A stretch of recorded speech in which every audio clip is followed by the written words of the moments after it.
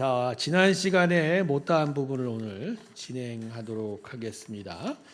지난주에 로마서 15장 22절에서 27절까지를 했을 거예요. 이제 28절부터 33절까지의 내용을 함께 살펴보고요. 또 강의 공과 안으로 들어가도록 해 보겠습니다.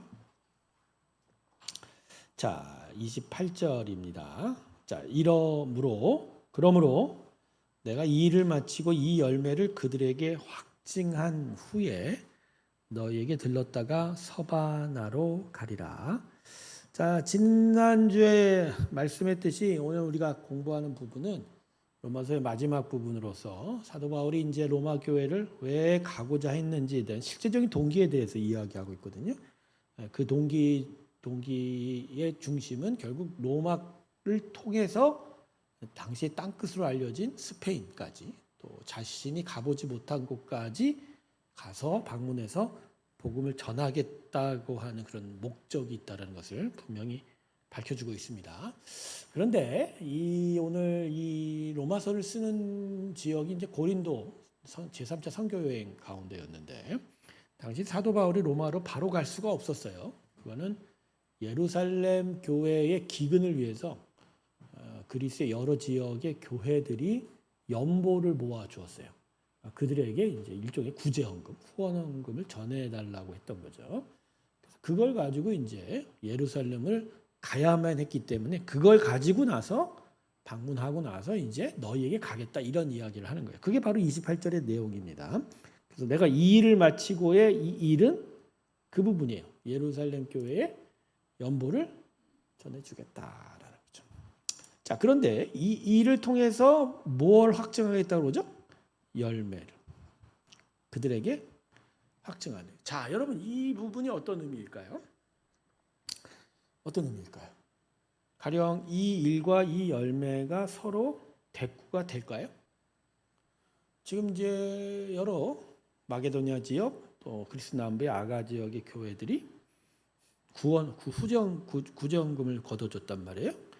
그러니까 그 헌금을 전해주면서 마치 이 열매라는 게 그 헌금을 거둬준 자들의 사랑을 그들에게 전해준 것, 즉 복음이 그들에게 들어가 그들에게 사랑을 만들어내고 그 사랑이 그들에게 그죠? 믿음의 열매인 것을 확증하다 이런 식으로 들릴 수가 있는데 그건 아닙니다. 여기에는요 로마서가 계속 기본적으로 갖고 있는 메시지 하나가 여기서도 돌출이 되는 거예요. 그 메시지는 뭐냐면 이방인의 복음 사역에 대한 이야기. 그러니까 지금 사도 바울이 방문하고자 하는 예루살렘 교회는 이방인에게 복음이 들어가고 그들에게 그리스도를 알리고 그들에게 성령의 충만함이 이루어져 하나님의 구원의 일들이 나타났다는 것을 인정하려고 들지 않는다는 거예요. 않아요. 그들은 오직 복음은 자신들인 유대인들에게만 하나님이 선민으로 택한 것이 있기 때문에 그죠? 구원의 은혜는 오직 자기한테 있다. 그러니까 이방인에게 성령의 역사가 임한다, 구원의 은혜가 임한다. 이거 인정 안 하고 있는 거예요. 그러니까 사도 바울은 지금 예루살렘 교회의 이 연보를 전해주는 가운데서도 중요한 목적 하나를 이걸 통해서 이루고자 하는 증명하고자 하는 또 숨은 욕심이 있는 거예요. 이게 바로 이방인들에게도 구원의 은혜는 임한다. 그리고 이 은혜로 말미암아 너희에게 지금 이들이 헌금을 하지 않았느냐. 너희를 알지도 못하고 너희와 전혀 관계가 없는 이 이방인들이 어떻게 너희에게 이 사랑의 일들을 베풀 수 있는가? 그건 오직 예수 그리스도의 구원의 은혜밖에 없다. 하나님의 은혜밖에 없다. 그 열매를 너희가 알아라라고. 그러니까 사도 바울에게 있어서 예루살렘 교회는 애증의 관계예요.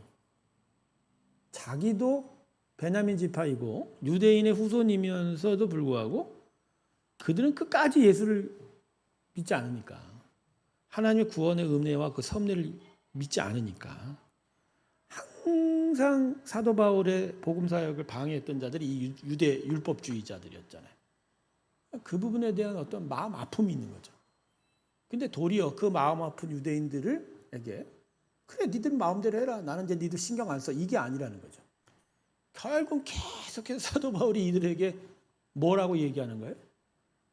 예, 그들에게 악에는 악으로 갚는 게 아니라 그들의 악함에 오히려 선함으로 대하면서 하나님은 이방인도 사랑하신다. 그들에게 구원을 베푸신다. 그러니까 그 먼 곳을 그 돈을 가지고 가는 이유는 그 기근에 처한 자신의 동족을 돕고자 하는 인도주의적인 사랑의 마음도 있지만 또 하나는 그들에게 다시 한번 가르쳐 주고 싶은 거예요. 하나님의 구원의 은혜에 이방인에게도 그 구원의 은혜가 임한다. 그래서 그들을 계속해서 깨우치고 싶은 마음이 바울의 마음 가운데 있었다. 여러분 나중에 이제 이 로마서를 쓰고 고린도를 출발한 후에 사도 바울이 배편으로 가려고 했어요. 근데 배편으로 결국 못 가요. 이제 지도를 놓고 보면 고린도에서 배를 타고 바로 지중해를 가로질러 뭐 예루살렘 동편에 서편에 있는 요빠라는 항구에 내려서 거기서 거슬러 예루살렘으로 육로로 걸어 올라가면 되는 게 제일 쇼컷이거든요.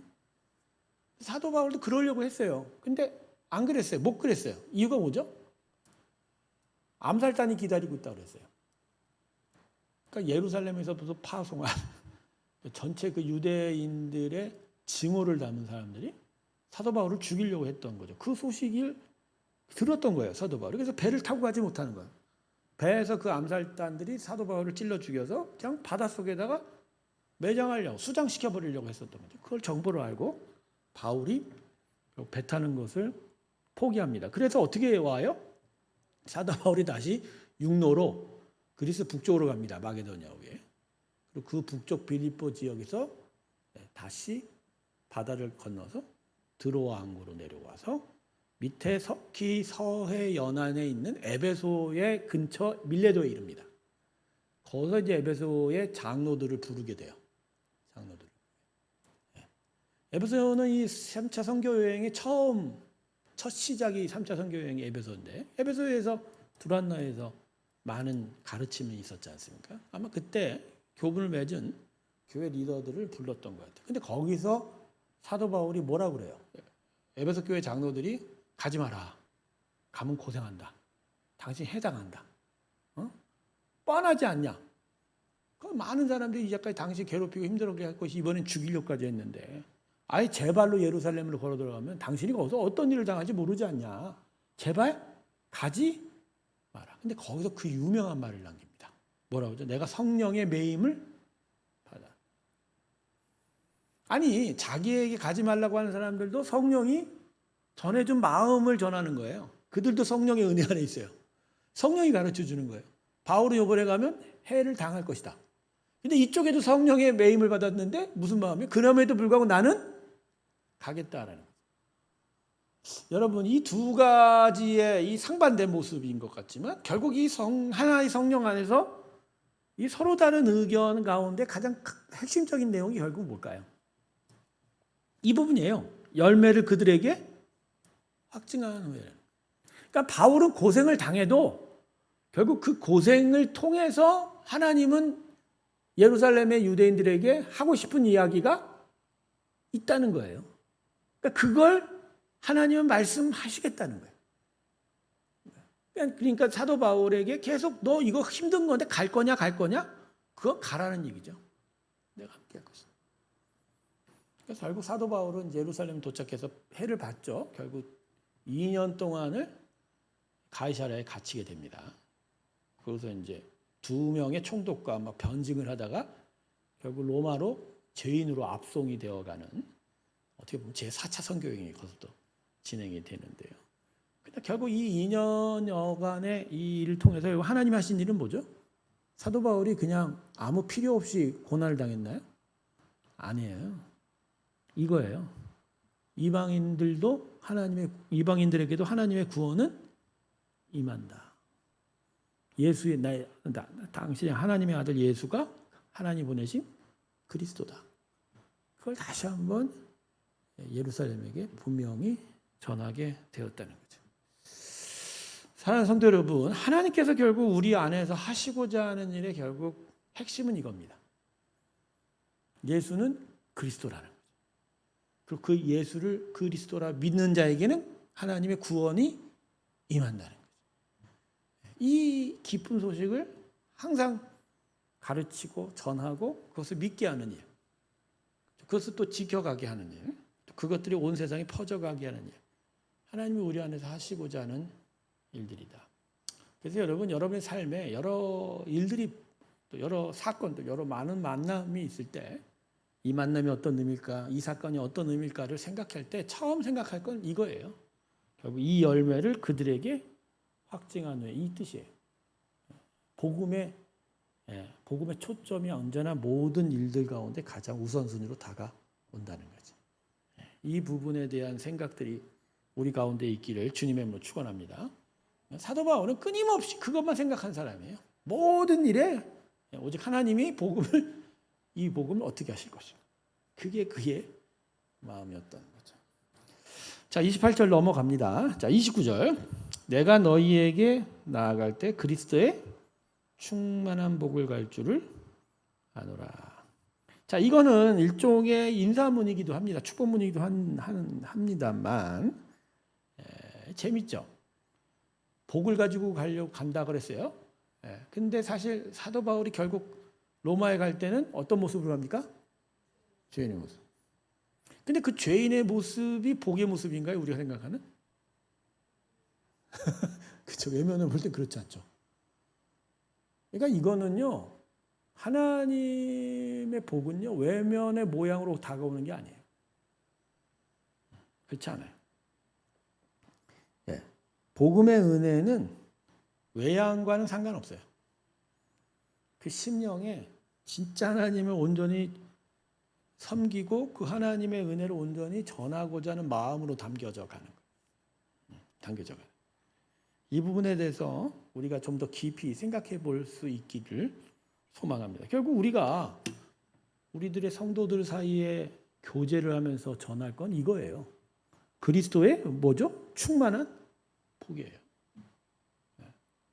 우리가 우리의 성도들, 우리의 많은 사람들에게 전할 건 이겁니다. 우리의 외양을 전하는 게 아니에요. 우리의 성공한 것을 전하는 게 아니에요. 나를 통해서 그리스도의 복이 전달되어 가는 거예요. 그 복은 결국 구원이에요. 복음이에요. 하나님의 은혜예요. 그걸 계속 전달해 가는 거. 그것을 나누는 게 결국 우리의 삶의 가장 중요한 초점이다라는 거죠. 자, 이제 마지막 부분으로 넘어갑니다. 30절의 부분입니다. 자, 형제들아, 내가 우리 주 예수 그리스도와 성령의 사랑으로 말미암아 너희를 권하노니. 이제 로마서가 더욱더 마지막 부분으로 돌아갑니다. 이제 자신을 위해서 기도 부탁을 하게 됩니다.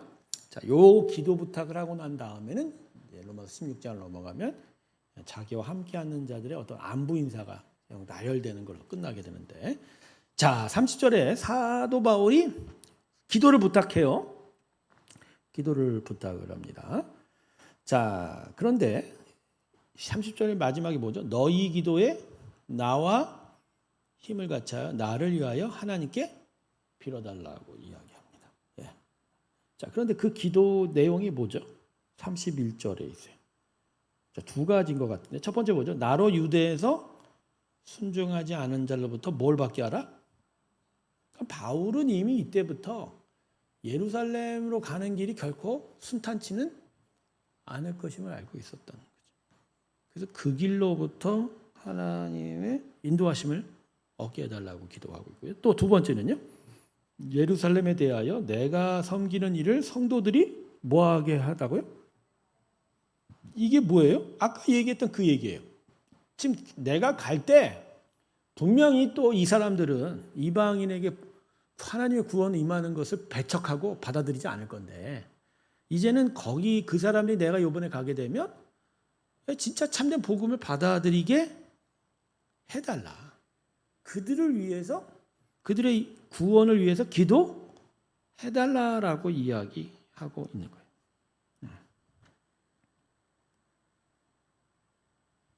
자, 사실은 이게 일종의 선교 기도 부탁이죠. 자신의 사역을 위해서 이렇게 기도해 달라고 하고 있습니다. 근데 이 기도문을 보면 개인적인 사적인 내용은 없어요. 사역 중심적인 이야기. 그러니까 자신을 통해서 하나님이 하실 일들에 대해서 함께 기도해 달라고 이야기하고 있어요. 그죠? 그러면서 하나 마지막에 붙인 건 결국 뭐죠? 32절 보면 뭐라고 합니까? 예, 나로 하나님의 뜻을 따라 기쁨으로 너에게 나아가 너희와 함께 편히 쉬게 하라. 그러니까 이 여정을 잘 맞춰서 너희에게로 가서 좀 나로 쉼을 얻게 해달라. 이 여정에 그죠? 여정이 잘 마칠 수 있도록 기도해달라 이렇게 마무리하고 있습니다. 자, 이제 마지막으로 33절에서 뭐라고 합니까? 자, 평강의 하나님께서 너희 모든 사람과 함께 계실지어다. 인사를 또 마무리 인사를 하죠. 근데요, 여러분 이 재밌는 게 요거는 뭐 로마서 이하고는 상관이 없는데 현대교회, 한국교회의 목사님들이 예배 마지막에 축도를 하지 않습니까? 하나님 대신 하나님의 축복을 이제 전하는 기도를 하게 됐을 때 그 축도문의 하나로 사용이 되는 본문이 이 로마서 15장 33절입니다. 평강의 하나님께서 너희 모든 사람과 함께 질지어다.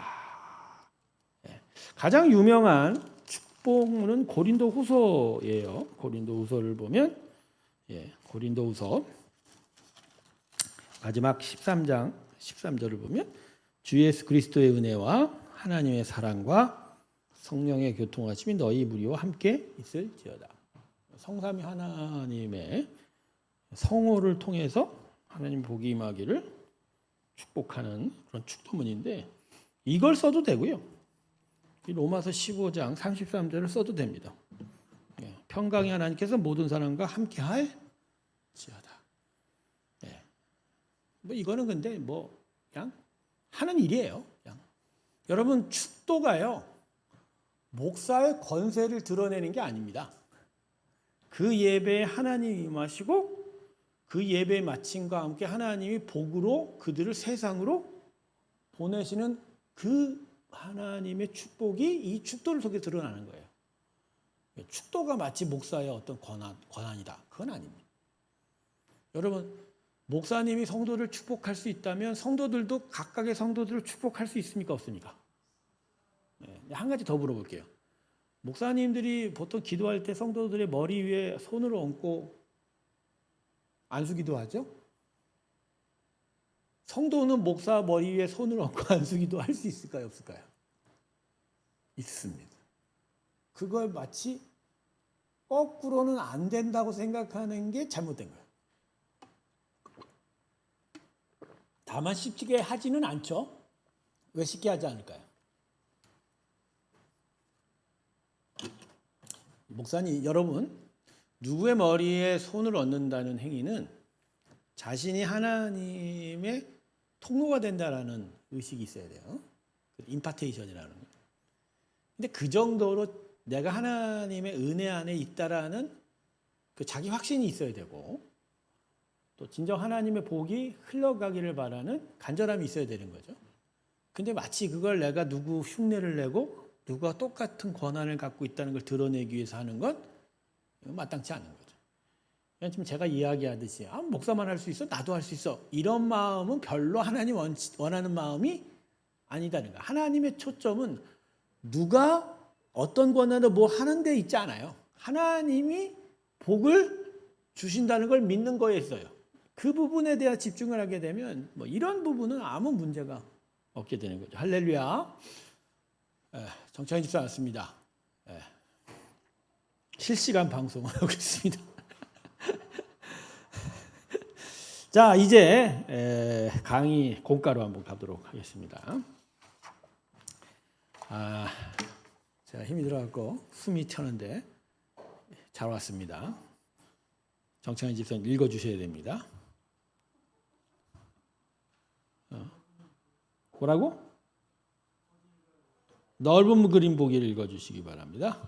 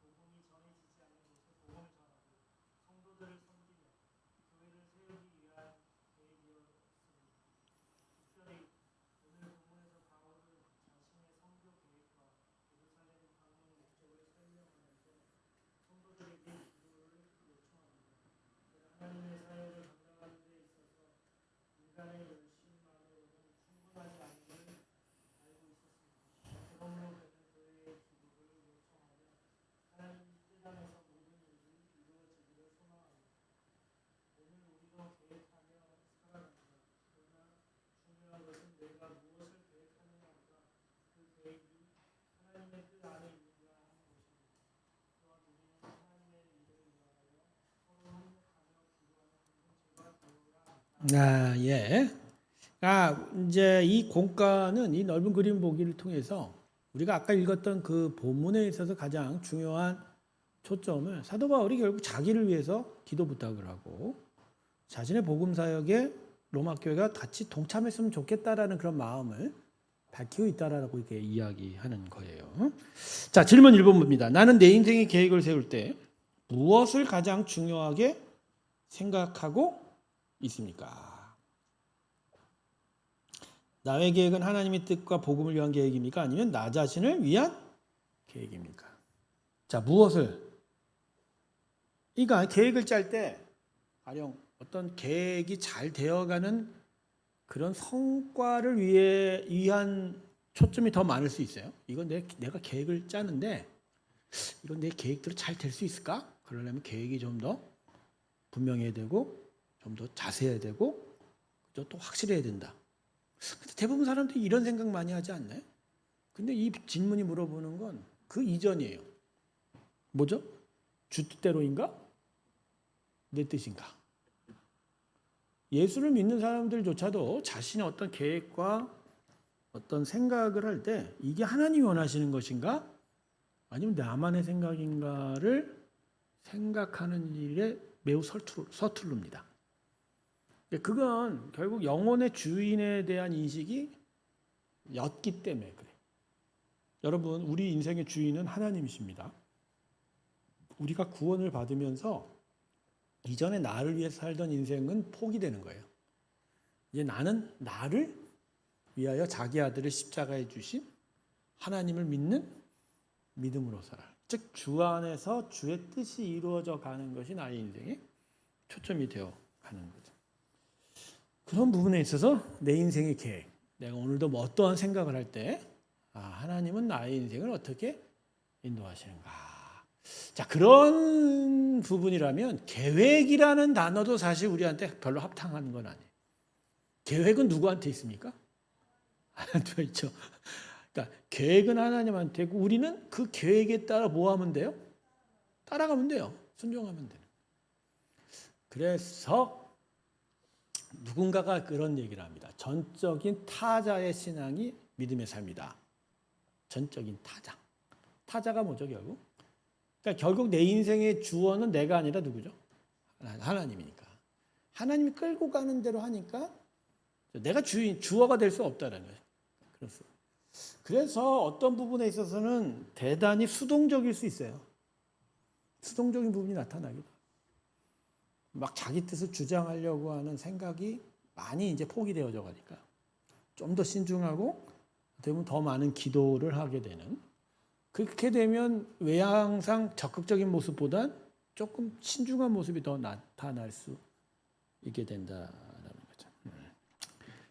자, 그다음 이제 본론으로 넘어가도록 하겠습니다.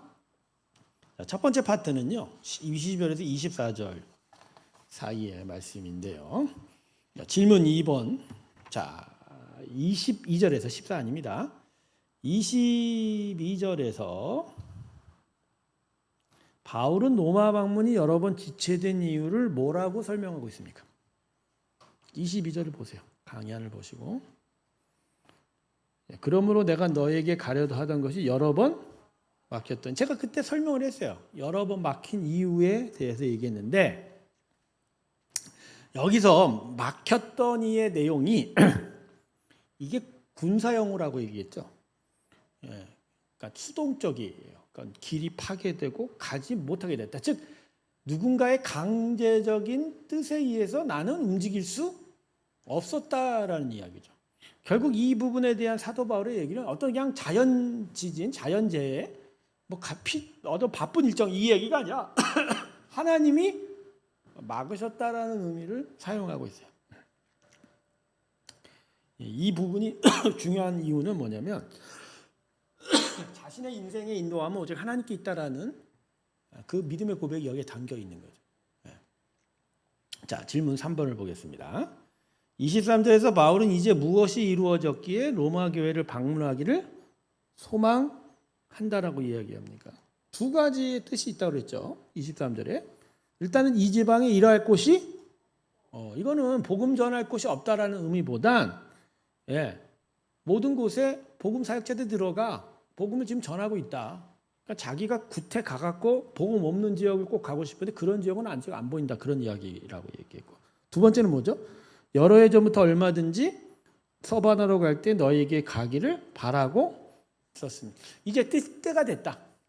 이 그리스 쪽 아가야나 이쪽 마게도니아 지방은 이미 복음이 전해진 것 같다. 나는 이제 로마 교회를 통해서 이제 반대편인 서쪽 지역으로 복음을 전파했으면 좋겠다. 그 때가 무르익었다라고 생각을 했다는 거죠. 자, 질문 4절 보겠습니다. 24번. 24절에서 바울은 로마를 방문한 후에 어디로 가기를 계획하고 있었습니까? 24절 보세요. 내가 어디로 갈 때 너희에게 가리라 이렇게 이야기를 하거든요. 그 어디에가 어디죠? 정확하게? 아니 23절을 보면 이걸 정확하게 어디라고 얘기해요? 서바나라고 이야기하고 있어요.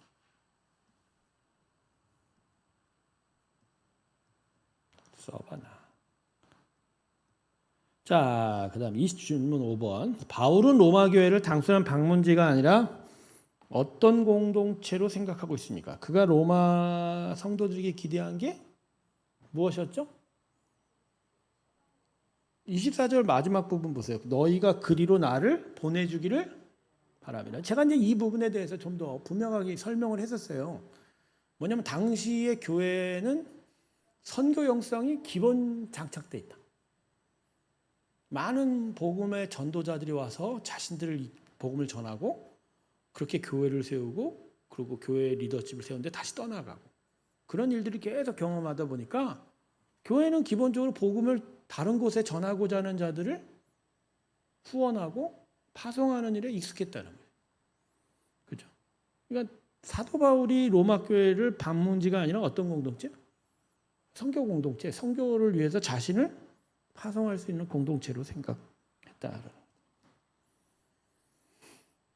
자, 그 다음에 이제 두 번째 파트입니다. 성도는 서로를 섬기는 빚진 자이다. 25절부터 29절까지의 내용입니다. 자, 질문 6번. 25절을 보면 바울은 지금 어디로 가고 있으며 그 목적은 뭐라고 얘기하고 있어요? 예루살렘. 목적이 뭐죠? 성도를 섬기는데 구체적으로 뭐라고 했어요? 그 밑에 26절에 적혀져 있어요. 연보한 것을 전달해 줘. 그 왜 연보를 했냐?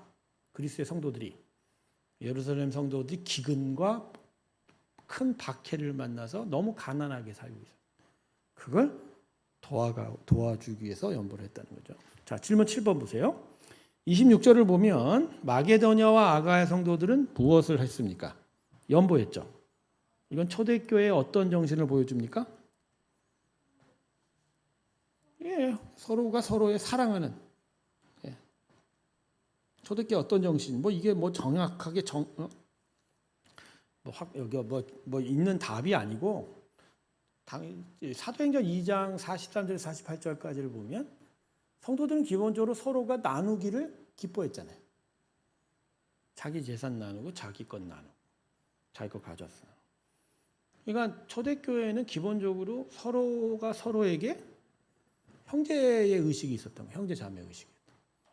내 거라기보단 우리 것이라는 성격이 더 강했고, 그건 예수 그리스도의 희생으로 말미암아 사랑으로 말미암아 가능했었다라는 거죠.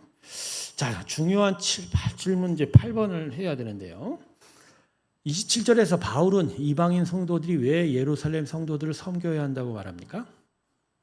다음의 내용을 완성하십시오. 이방인들의 그들의 모한 것에 참여한즉 육신의 것으로 그들을 모한 것이 마땅.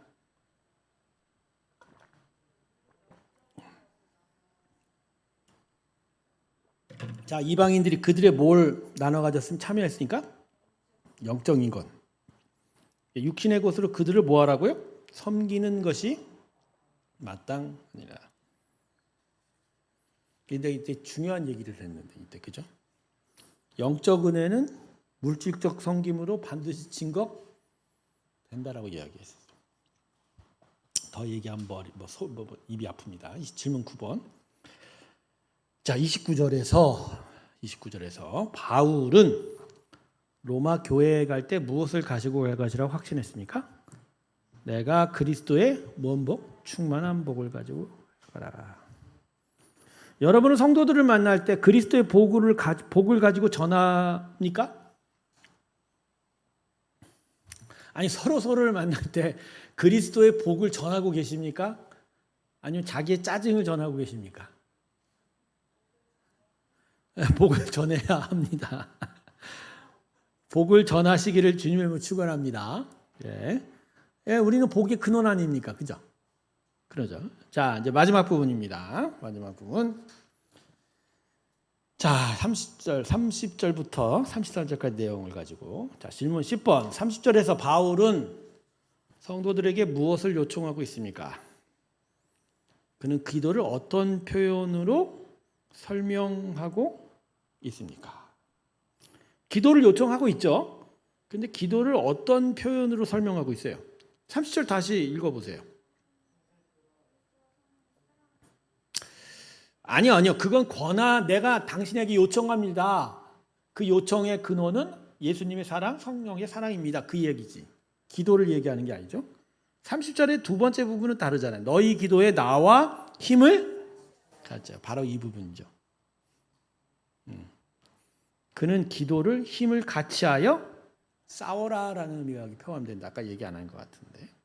여러분, 기도는 싸움이 포함이 되어 있습니다. 기도 안에는 싸움이 포함되어 있어요. 그러니까 힘을 안 들이는 기도는 없어요. 힘을 들이고 수고해야 돼요. 그래서 기도를 하면 킬로그램이 빠져야 됩니다. 몸무게가. 네. 아니, 저 금요 기도회 하고 나면 한 1-2kg 빠져요. 그냥 빠져요. 그게 기도예요. 건성건성 말로만 중언부언하는 건 기도가 아니죠. 기도 안에는 싸움이죠. 싸움이. 자, 11번. 31절을 보면 두 가지 기도 제목이 있죠. 뭐라고 했죠? 예루살렘을 가는 여정 속에, 그죠? 어려움, 해를 당하지 않기를 위해서 기도해달라 했고, 두 번째 기도 제목 더 중요하다고 그랬죠.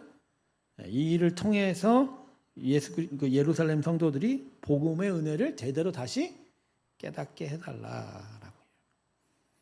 32절, 질문 12번입니다. 32절에서 바울은 무엇 안에서 로마 성도들을 만나기를 원하고 있습니까? 하나님의 뜻으로 너희에게 나아가 함께 무엇을 얻게 하다? 쉼을 얻게 하게 하려 합니다. 자, 마지막 13번. 33절에서 바울은 하나님을 어떤 분으로 소개하고 계십니까? 평강이 하나님. 자, 이 표현이 오늘 본문 전체 내용과 어떤 관련이 있습니까? 평강의 하나님이라는 것이 이 모든 내용과 어떤 관련이 있어요? 아니, 생각해 보세요. 저도 이걸 답을 달아야 돼요, 지금. 어떤 내용이죠? 평강의 하나님. 결국은 바울이 계속 지금 여기 이야기하는 건 구원이 전해져가는, 구원의 은혜가 계속 퍼져가는 일에 대한 이야기잖아요. 그러니까 이 땅에 사람들이 사는 삶의 영적 실상은 평강이 없는 거죠. 고통당하고 아파하고 힘들어하는 거죠. 그들에게 하나님은 어떤 하나님으로 오십니까? 평강의 하나님. 여러분, 구원이라는 게 그렇지 않나요? 그죠? 구원은 우리로 하여금 평강을 얻게 합니다. 자, 이제 마지막 부분을 갈게요. 묵상가 저기 오늘 좀 일찍 끝날 것 같은데 질문이 3가지입니다. 자, 적용 1번. 나는 내 삶의 계획을 세울 때 하나님의 뜻을 먼저 구하고 있습니까? 아니면 나의 성공과 만족만을 위해 계획하고 있습니까? 한 1분 드릴게요. 한번 자기 자신을 돌아보기를 바랍니다.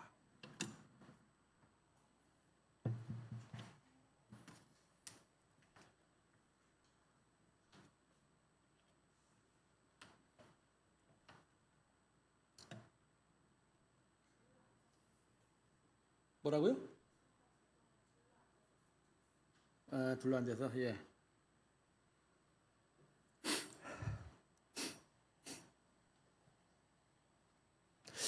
한 가지 여러분에게 한번 생각해 보겠습니다. 하나님은 우리의 성공을 원하실까요? 안 원하실까요?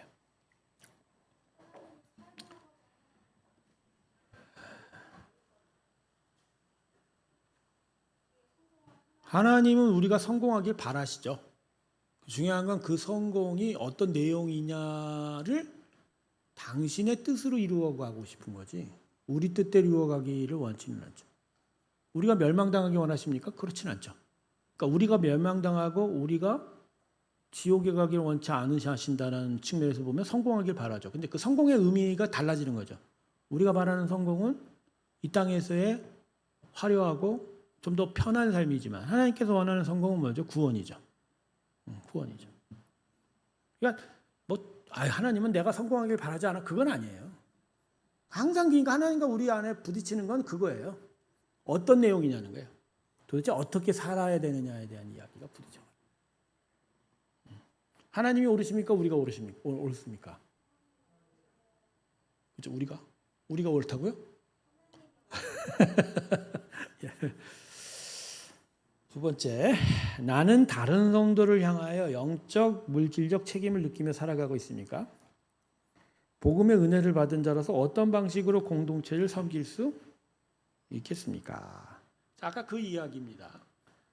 그러니까 이방인들이 유대인을 통해서 하나님의 영적 복을 받았다면 거꾸로 이제 그 물리적인 복을 리턴해야 된다라는 그런 얘기를 했지 않습니까? 이 얘기는 유대인과 이방인 사이의 관계에 대한 이야기가 아니라 우리가 진정 하나님의 은혜를 받았다면, 그 사랑을 받았다면 그 사랑이 우리의 이웃들에게 어떻게 퍼져가야 되는지에 대한 이야기. 특별히 이제 야고보서가 여기에 말죠. 말로는 너 진짜 잘 살아라, 건강해라. 말로만 하면 뭐 하냐는 거죠. 네, 그죠? 그들을 위해서, 그죠? 빵 하나라도 사줄 수 있는 그런 어떤 살아있는 믿음의 일들이 필요하지 않냐, 이런 얘기를 하고 있는 거죠. 자, 특별히 두 번째, 복음의 은혜를 받은 자로서 어떤 방식으로 교회 공동체를 섬길 수 있을까요? 제가 지난 시간에 조금 까다로운 얘기했죠. 헌금 얘기했습니다. 헌금 얘기. 헌금 얘기. 그러니까 하나님의 구원의 은혜를 받은 자들이 함께 공동체를 이룬다면 그 공동체를 세워감에 있어서 같이 해야 돼요. 여기까지만 얘기할게요. 같이 해야 돼요. 그러니까 대부분의 교인들이 교회를 어떤 기관으로 생각하고, 그죠? 자기를 위해서 베풀어주는 정도로 생각하거든요. 공동체로서 생각 안 해요. 같이 이루어야 갈 곳으로 생각하지 않죠. 네. 그렇게 되면 밥값만 내고 다니죠. 자, 마지막 세 번째입니다. 나는 하나님의 일을 위해서 기도하는 사람인가? 또한 다른 성도들과 함께 복음을 위해서 힘써 기도하며 동역하고 있는가? 자, 이 부분 마지막으로 정리하고 오늘 시간 마치도록 하겠습니다. 여러분 진짜 주의 나라를 구하십니까? 그 나라를 이루기를 기도하십니까? 또 그것이 여러분의 말로만 나타나는 것이 아니라 함께 애쓰며 동역하는 일로 나타나고 있습니까? 자, 이게 우리들의 삶의 내용이 되기를 소망합니다. 자, 오늘은 짧게 했네요. 자, 다음 시간에 마지막 부분을 하겠습니다. 근데 내용이 짧지가 않아요. 마지막에 될 수 있을런지 모르겠는데. 그러면서 로마서를 정리하고 지금 준비하고 있는 요나서를 이어서 진행해 보도록 하겠습니다. 기도하겠습니다. 하나님, 하나님의 나라를 구하는 저희가 되기 원합니다. 입으로 말로만 하는 것이 아니라 함께 기도하며 함께 동역하며 함께 귀한 나라를 세우는 우리가 되게 하여 주시옵소서. 이제는 우리 주 예수 그리스도의 크신 은혜와 하나님 아버지의 사랑과 성령의 충만케 하심이 여기 있는 모든 자들의 심령들 위에 이제로부터 영원토록 함께 할지어다. 아멘.